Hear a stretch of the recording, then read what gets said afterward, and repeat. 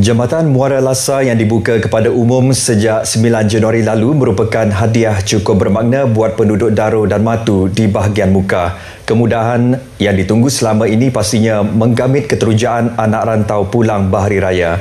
Namun lebih dari itu, jambatan tersebut cerminan komitmen kerajaan memacu pembangunan kawasan pesisir. Baik, ikuti laporan disediakan Muhammad Al-Hadi Samsawi.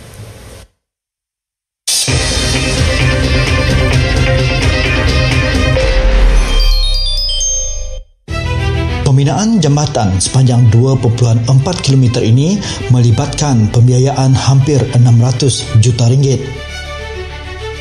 Ia merupakan jambatan kedua terpanjang berentasi sungai di Sarawak selepas jambatan Batang Dupar 1 yang kini masih dalam pembinaan.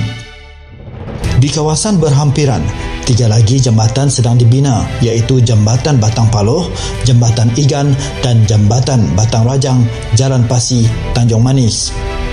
Biaya sikit lagi jambatan dan olah di Batang Igan. Bermakna kawasan Muara Rajang semua telah dikonek kita. Siada lagi bergantung dengan perahu. Siada lagi bergantung dengan injil disangkut. Siada lagi bergantung naik opak-opak pertanian. Saya tahu situ bakal besar. Saya pernah juga di situ. Jambatan ini pastinya berupaya merancakkan aktiviti ekonomi setempat. Kawasan Pulau Beruit misalnya, antara perkampungan nelayan terkemuka di Sarawak.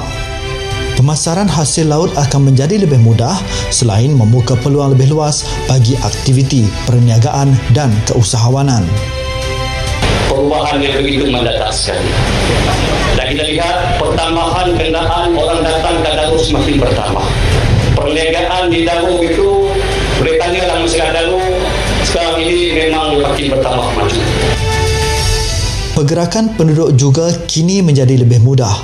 Tiada lagi pengalaman ngeri menempuh perjalanan panjang seperti sebelum ini untuk urusan kecemasan seperti mendapatkan rawatan di klinik serta hospital terdekat. Sebelum ini, semasa musim perayaan, barisan kenderaan yang berbaris untuk memasuki feri sangat panjang sehingga memakan masa sehingga 3-4 jam. Sekarang dengan adanya jambatan ini, perjalanan kami ke Sibu hanya memakan masa 1.5 jam saja. Anak sawan dalam pukul 11 lebih. Lepas tu urus semua di klinik betanak. Dalam pukul 1 jugalah nak pergi Daro. Perjalanan tu dalam 1 jam jugalah. Perjalanan? Ya. Kalau tak ada feri, agak-agak perjalanan 1 jam tu boleh jadi berapa minit? 15 minit dah sampai. Kurang 2 minggu lagi, umat Islam akan menyambut Hari Raya Aidilfitri. Kemudahan infrastruktur awam ini akan memudahkan penduduk di sekitar Daro dan Matu untuk berulang-alik ke kampung halaman mereka. Siapnya jambatan ini menandakan berakhirnya memori menunggu feri berjam-jam untuk ke seberang. Selepas 2 lagi jambatan yang bakal siap tahun depan, iaitu Jambatan Batang Paloh dan Jambatan Igan, maka keseluruhan kawasan Muara Rajang ini akan terhubung dengan tanah besar tanpa perlu lagi menggunakan perkhidmatan feri ataupun pengangkutan air. Muhammad Al-Hadi Samsawi, RTM.